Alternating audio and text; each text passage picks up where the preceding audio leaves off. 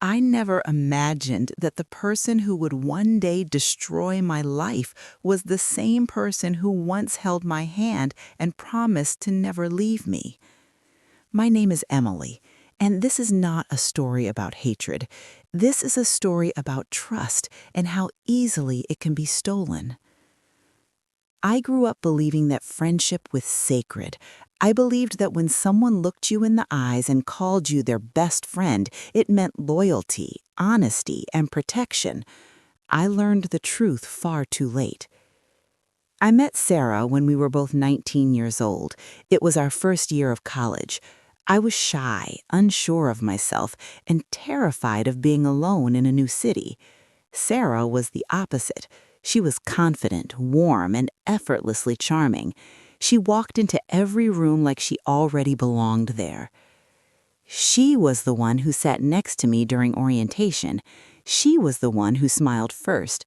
She was the one who said, "You look lost. Want to stick together?" From that moment on, we were inseparable. We shared everything, our dreams, our fears, our late-night conversations. We talked about the future as if it was already written.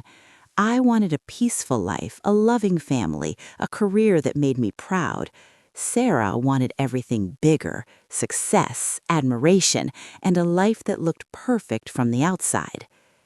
People used to say we balanced each other. They said Sarah brought me out of my shell and I grounded her. I believed them. After college, life moved quickly. I met Daniel at a small cafe near my workplace. He was kind, thoughtful, and patient in a way that made me feel safe. When I told Sarah about him, she smiled widely and said she couldn't wait to meet him. That was my first mistake. Sarah loved Daniel, or at least that's what I thought. She laughed at his jokes, asked about his day, remembered small details about him. She told me how lucky I was. She told me how happy she was for me. When Daniel proposed to me a year later, Sarah cried harder than anyone else. She hugged me tightly and whispered, "I'm so proud of you. You deserve this life." I believed her. When I got married, Sarah stood next to me as my maid of honor. She helped me choose my dress. She helped me plan the wedding. She held my bouquet when my hands were shaking. Looking back now, I realize something chilling. She didn't just help me build my life, she memorized it. After the wedding, everything seemed perfect. Daniel and I moved into a small but cozy house. I got a promotion at work. Sarah visited often, always bringing gifts, always offering help. She became a part of our daily lives. When I was tired, she cooked dinner. When I was stressed, she listened. When I doubted myself, she reassured me. Slowly, without noticing, I began to rely on her more than anyone else. Then life tested me. 2 years into my marriage, I lost my job unexpectedly. The company downsized and my position was eliminated. I tried to stay strong, but inside I felt like I was failing. Daniel supported me, but I could see the worry in his eyes. Sarah stepped in immediately. She helped me rewrite my resume. She connected me with people she knew. She told me not to worry, that everything would be fine. And when Daniel had to travel more for work, Sarah stayed with me. Too often. At the time, I thought I was lucky. I thought I had the perfect husband and the perfect best friend. But something subtle began to change. Daniel started talking about Sarah more. He mentioned how helpful she was, how understanding, how strong. I didn't feel jealous. I felt grateful. One evening, I opened my laptop to send an email and noticed something strange, an email draft I didn't remember writing. It was unsent, addressed to Daniel. The words inside weren't mine. My hands started shaking. Before I could finish reading it, Daniel walked into the room. He looked nervous, and then he said, "Emily, there's something we need to talk about." When Daniel said those words, I felt something inside me crack. Not loudly, quietly, the kind of break that doesn't scream, but changes everything forever. He sat across from me, his hands folded together, his eyes fixed on the floor. I had seen that look before, the look people wear when they already know the damage they are about to cause. "Emily," he said slowly, "this is difficult for me to say." I nodded, even though my heart was racing. I wanted him to speak quickly, to get it over with, to tell me whatever terrible thought had been growing inside his mind. He took a deep breath.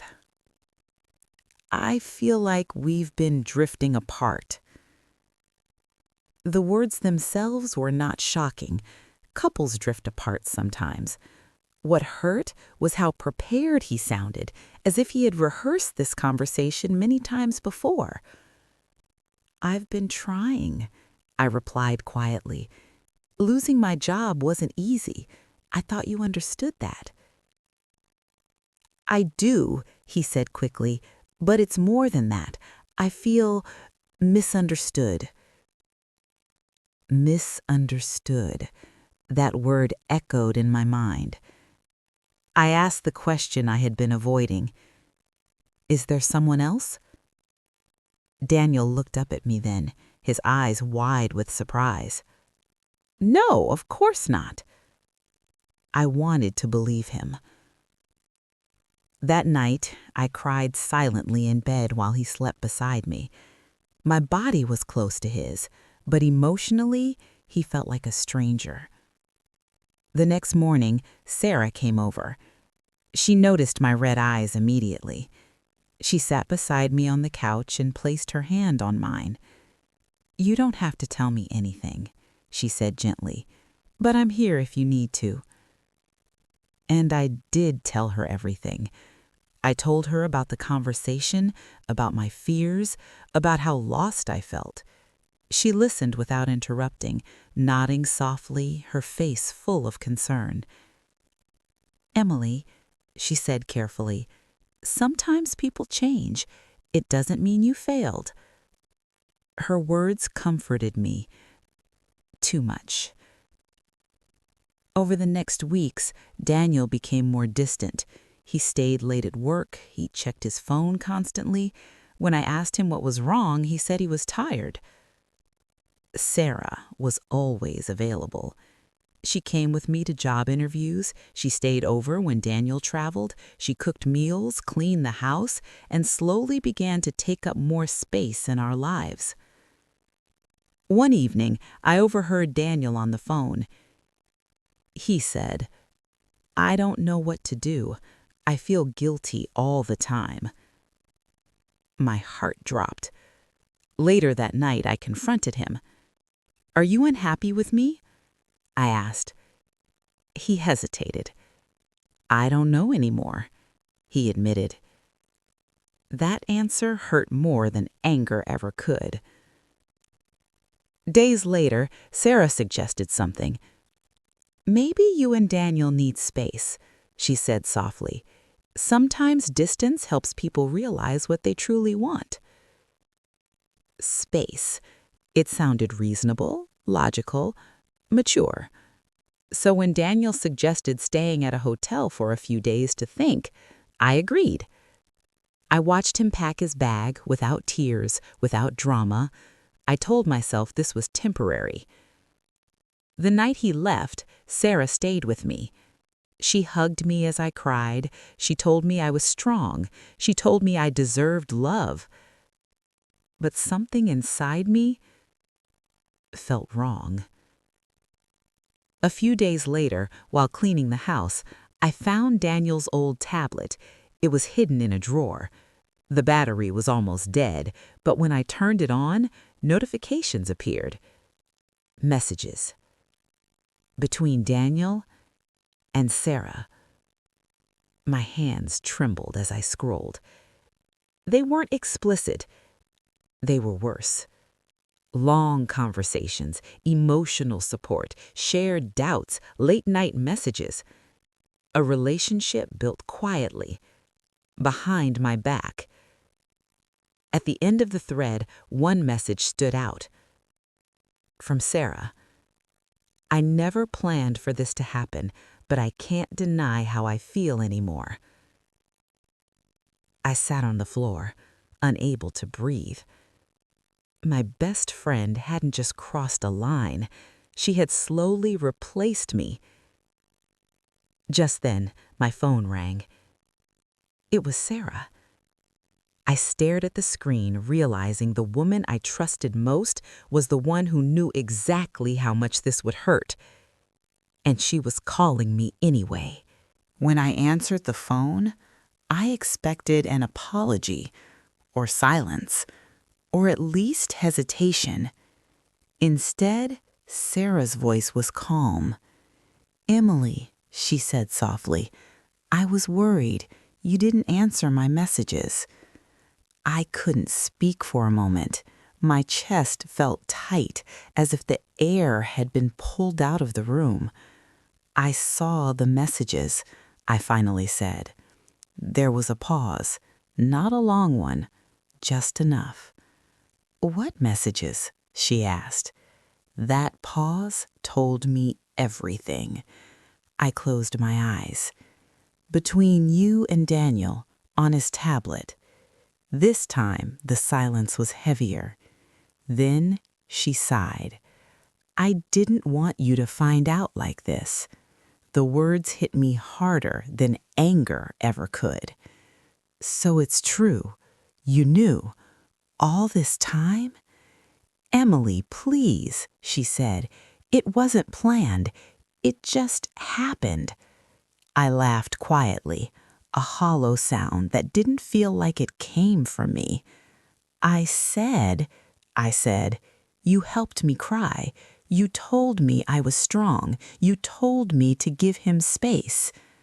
"I was trying to help you," she replied quickly. "You were hurting. I thought distance would make things clearer." "For who?" I asked. She didn't answer. I hung up the phone without saying goodbye. That night, I didn't sleep. I replayed every moment in my mind, every smile, every hug, every word of comfort she had given me, while slowly taking my place. The next morning, Daniel came home. He stood in the doorway like a stranger. His face was tired, guilty. "We need to talk," he said. I nodded. He sat down across from me, the same way he had in part 2, but now there was no pretending. "He didn't plan for this. I never meant to hurt you." "But you did," I replied calmly. He rubbed his face with his hands. "Sarah understands me in a way I didn't realize I needed." I felt something inside me finally break free. "So you talked while I was trying to fix myself." "She was there," he said quietly. "So was I replied. He didn't look at me. That was the moment I understood something painful. They didn't steal my life overnight. They replaced me slowly while I trusted them both. "I need time," Daniel said. "I don't know what I want." I stood up. "You already chose," I said. "You just don't want to admit it." He left again that day. Hours later, Sarah showed up at my door. She looked different now, nervous, exposed. She wanted to explain. She didn't invite her in. "You didn't just cross a line, you erased me." Tears filled her eyes. "I love him," she said. Those words were final. I closed the door.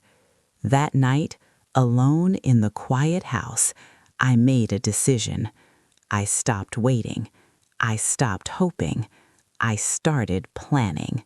Because if my best friend had taken my life, then it was time for me to take it back. The morning after I made my decision, I woke up with a strange sense of calm. The storm inside me had settled. I knew I couldn't change what had happened, but I could control what came next. I started small, First, I focused on myself. I took long walks, journaled my thoughts, and planned my next steps. I didn't tell anyone what I was doing, not Daniel, not Sarah. I had learned that trust can be broken in seconds, but strength takes time to rebuild. I called my sister and asked for advice. She didn't know the full story, but she had always been my anchor. Her words reminded me that I was capable of more than I believed. Meanwhile, Daniel continued to drift. He avoided deep conversations and spent more time with Sarah. I watched quietly, observing patterns and collecting evidence. Not out of revenge, but out of clarity. I needed to see the full picture for myself. One evening, Sarah came to the house unexpectedly. She smiled, trying to act casual. "It said, I thought we could talk," she said. I invited her in, keeping my tone calm. We sat in the living room. I poured tea, trying to act normal, while inside my mind raced with everything I had discovered. "Sarah," I began, "I know everything." Her eyes widened, not with fear, but shock. She had underestimated me. "I didn't mean for it to go this far," she whispered. I leaned back, observing her carefully. "You've spent years building a life for yourself at my expense, and now you hope I'll just forgive and forget." She looked down, ashamed. I took a deep breath. "This stops now," I said firmly. "I am taking back control of my life." She opened her mouth to argue, but I interrupted. "No, you crossed a line.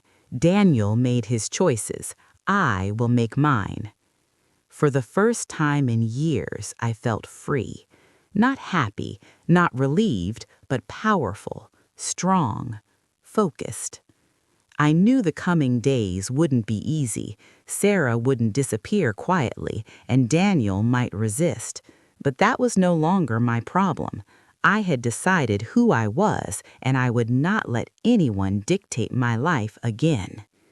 That night, I sat alone near the window, city lights casting a gentle glow. I felt the weight of everything I had lost and everything I was about to reclaim. And in that quiet moment, I made another promise. I would rise, no matter the cost. The morning was quiet, almost peaceful, but inside me a storm had been brewing for months, and today it would finally find its release. I had spent the last weeks planning, reflecting, and gathering strength. I was no longer the woman who let trust blind her. I was aware, prepared, and determined. Sarah arrived at my door as usual. Her face was calm, but I could see the tension in her eyes. This time, there would be no casual tea, no comforting words. I invited her in, keeping my expression steady. "Sarah," I began, "this ends today. No more lies, no more manipulation." She opened her mouth, but I continued before she could speak. "I know everything. Your messages, your whispers, Daniel's confusion, the moments you tried to replace me." Her eyes filled with tears, but I didn't flinch. "I trusted you," I said softly but firmly, "and you betrayed that trust. But I am done being a victim. I am reclaiming my life." Daniel arrived later, hesitant. I met his gaze calmly. "You made your choices. I will make mine." I felt the power in my own words. It wasn't about revenge. It was about self-respect, boundaries, and finally standing tall. Sarah tried to apologize. Daniel tried to justify, but I didn't need explanations. I spent that day cleaning out reminders of the past, gifts, messages, memories that no longer served me. I walked through each room like I was taking back pieces of myself. By evening, the house felt different. I felt different. I sat by the window, city lights sparkling below. For the first time in years, the weight had lifted. I felt whole again. I realized that losing people who betray you isn't the end of life. It's the beginning of freedom, of choosing who belongs in your world. I didn't know what tomorrow would bring, but I knew one thing. I was ready, and nothing could take that from me. Ending note. My best friend had tried to steal my life, but I took it back, stronger, wiser, and free.